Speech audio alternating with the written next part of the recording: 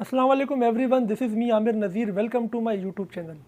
Advance accounting का ADC part 2 का paper है और एडीसी पार्ट 2 के एडवांस अकाउंटिंग में कौन कौन से टॉपिक्स इंपॉर्टेंट हैं, कौन कौन से टॉपिक्स के सॉल्यूशंस देखने चाहिए या उनको सॉल्व करना चाहिए पास्ट पेपर में, कौन सा टॉपिक कम इम्पॉर्टेंट है और पेपर किस तरीके से हमने अटैम्प्ट करना है एडवांस अकाउंटिंग का।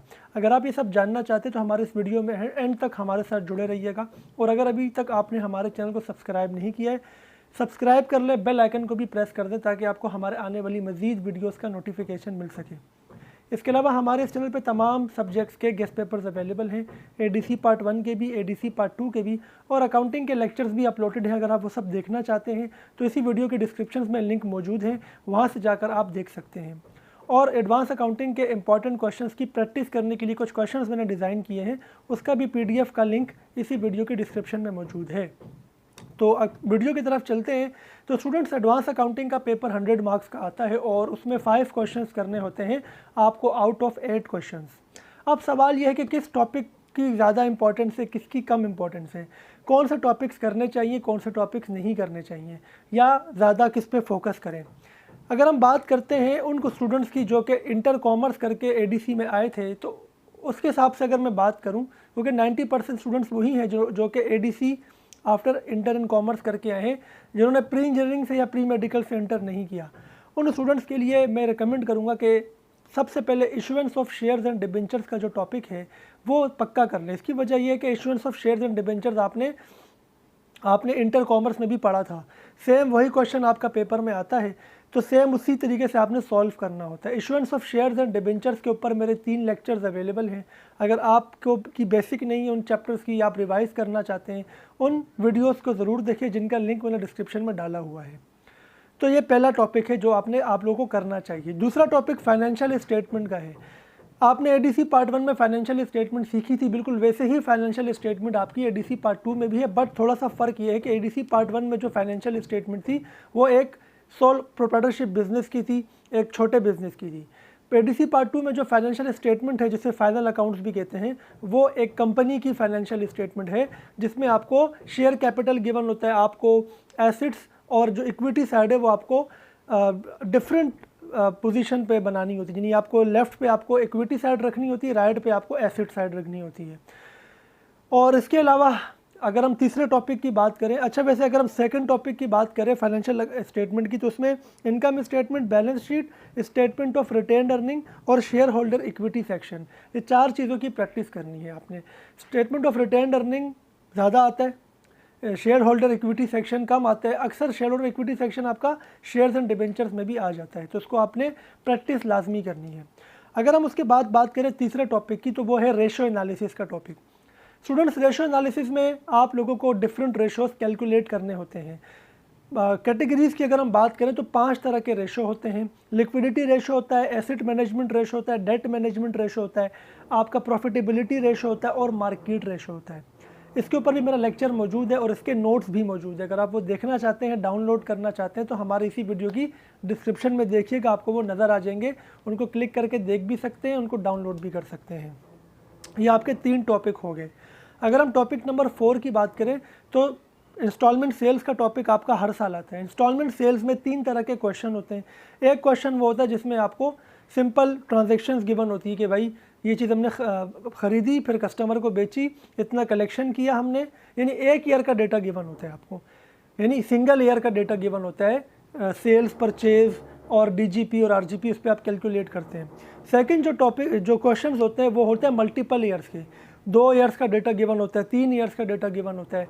एक ही साल में 2-2, 3-3 अकाउंट रिसीवेबल्स आप कलेक्ट कर रहे होते हैं, तो उनके डिफरेंट डीजीपी रेट्स होते हैं जिस पे आप आरजीपी कैलकुलेट करते हैं। उन क्वेश्चंस को देखें। तीसरे नंबर पे इंटरेस्ट वाले क्वेश्चन पेपर में कम आते हैं लेकिन आ जाते हैं।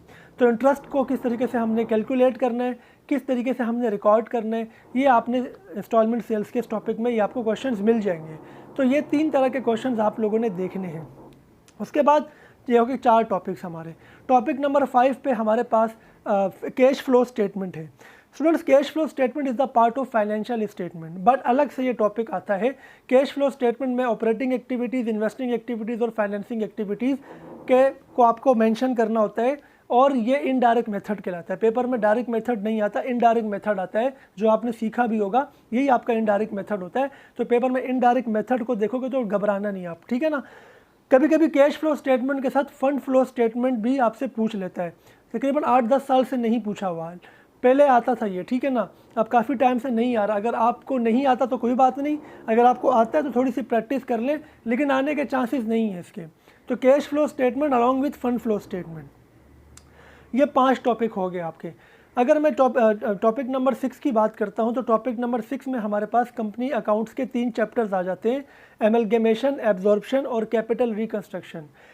तीनों चैप्टर्स की प्रैक्टिस नहीं करना चाह रहे तो एब्जॉर्प्शन और एमलगेमेशन की प्रैक्टिस कर ले। वैसे सबसे इजी जो मुझे समझ में आया, जो स्टूडेंट्स को लगता है, वो कैपिटल रिकंस्ट्रक्शन लगता है, लेकिन वो कम आता है पेपर में।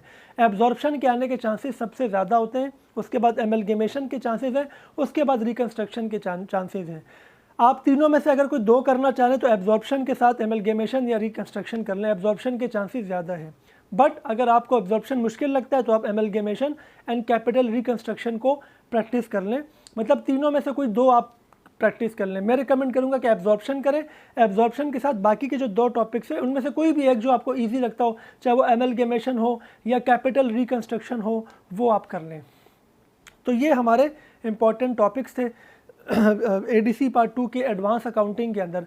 उसके बाद एक टॉपिक जो रह गया एक्सप्लेन करना नंबर 7 पे, वो ब्रांच अकाउंटिंग है। ये कंपनी के जो 3 चैप्टर मैंने आपको बताया उससे ज़्यादा इंपॉर्टेंट है, जो नंबर 7 पे मैं बता रहा हूँ। हो सकता है कि आपके 2 सवाल इस टॉपिक से आए, ब्रांच अकाउंटिंग से 2 सवाल आ सकते हैं।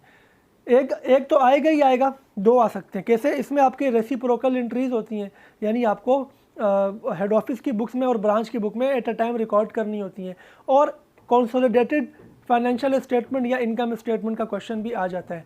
अगर 2 क्वेश्चन आएंगे तो एक तो एंट्रीज का होगा और दूसरा कंसोलिडेटेड इनकम स्टेटमेंट का होगा। तो ये एक लेंथी टॉपिक है, आसान टॉपिक है। मैं आपको ये सजेस्ट करूँगा कि कंपनी अकाउंटिंग के 3 चैप्टर को आप छोड़ दें अगर आपकी प्रैक्टिस नहीं है, और आप ब्रांच अकाउंटिंग की प्रैक्टिस कर लें। इस तरीके से आपके 7 क्वेश्चंस बन जाएंगे।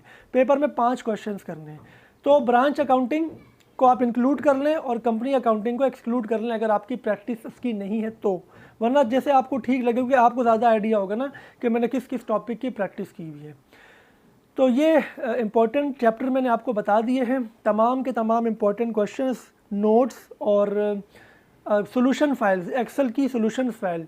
पास्ट पेपर में जो क्वेश्चन इंपॉर्टेंट है हर चैप्टर के मैंने सॉल्व किए थे स्टूडेंट्स के साथ, वो मैंने आपके साथ शेयर किए हैं, जो मैंने अपने स्टूडेंट्स के साथ सॉल्व किए हैं, उनको जो सॉल्व करके दिए हैं मैंने आपके साथ भी मैं शेयर कर रहा हूँ। अगर आप वो फोल्डर डाउनलोड करना चाहते हैं पूरा का पूरा, तो इसी वीडियो की डिस्क्रिप्शन में उस फोल्डर का लिंक मौजूद है, उसे क्लिक करके उसको उसके तमाम शीट्स को, एक्सेल की फाइल्स को डाउनलोड कर लें और पास्ट पेपर से उन क्वेश्चंस को टेली कर लें, जो आपने सोल्यूशन किए होंगे उनके साथ टेली कर लें, या आप उसको खुद सॉल्व करके फिर मेरे सोल्यूशन के साथ टेली कर लें।